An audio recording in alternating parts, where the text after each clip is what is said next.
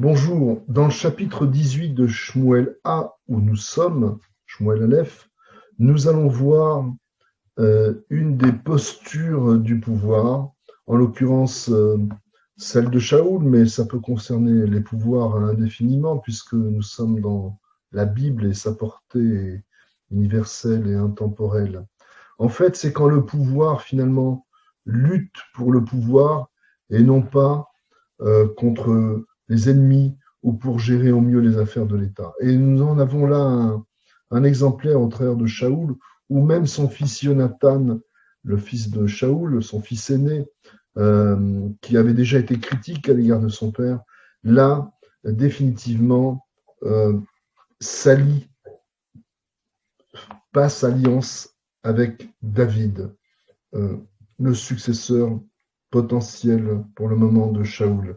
Ainsi, le verset 1 nous dit Venefesh Yonatan ikshera benefesh David, vayehevehu Yonatan kenafsho.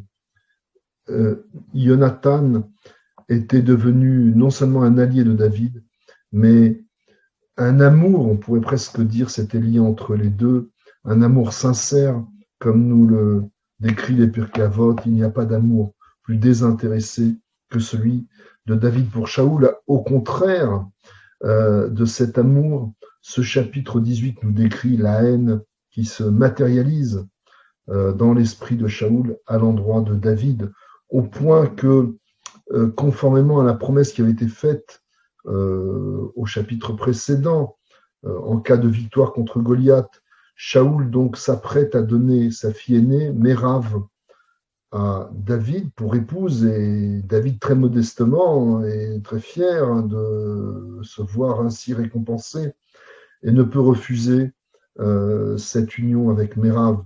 Or, au moment de concrétiser cette union, le verset 19 de ce chapitre nous dit que Vaïba et tête Mérav et Mérav bat Shaoul et David ve'initna le Adriel amercholaï. Au moment de donner sa fille aînée Mérav à Shaoul, comme il s'était engagé à le faire, eh bien, elle fut donnée, on ne nous donne pas les circonstances exactes, à un certain Adriel de Mehola, de la ville de Mehola. En tout état de cause, la promesse n'a pas été tenue, et donc c'est un début de déception qui met la puce à l'oreille, en quelque sorte, à David.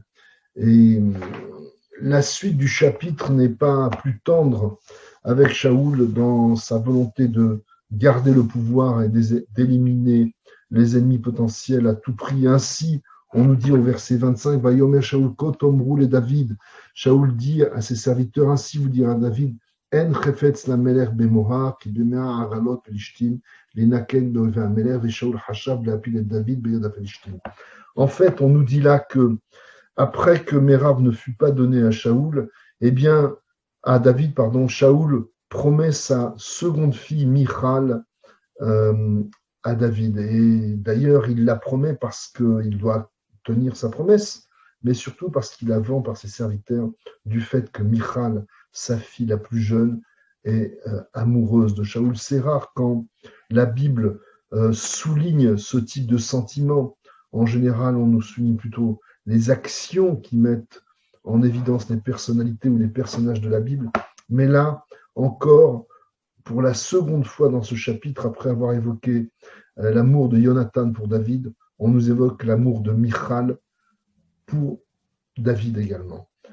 C'est un être qui est aimé, et en contrepartie de ce don de Michal à David, Shaoul exige non pas une dot en argent, le roi n'a pas besoin d'argent, mais il exige que David parte en combat contre les Philistins, à les provoquer, et lui ramène, nous dit le texte, 200 prépuces des incirconcis que sont les Philistins dans un temps donné. Donc il y a là de nouveau un défi, et nous dit le texte,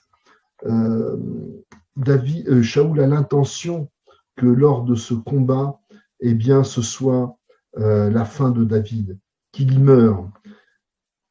Mais le texte nous dit que tout ce que David entreprenait il le réussissait, et là encore, il atteint l'objectif avant les temps, au point que dorénavant, Vaikar Shemoméod, le nom de David et sa personnalité étaient devenus très chers, non seulement à Mérav, mais à l'ensemble du peuple d'Israël, aussi bien en Yehuda qu'en Israël, même si ces deux concepts n'existent pas vraiment encore.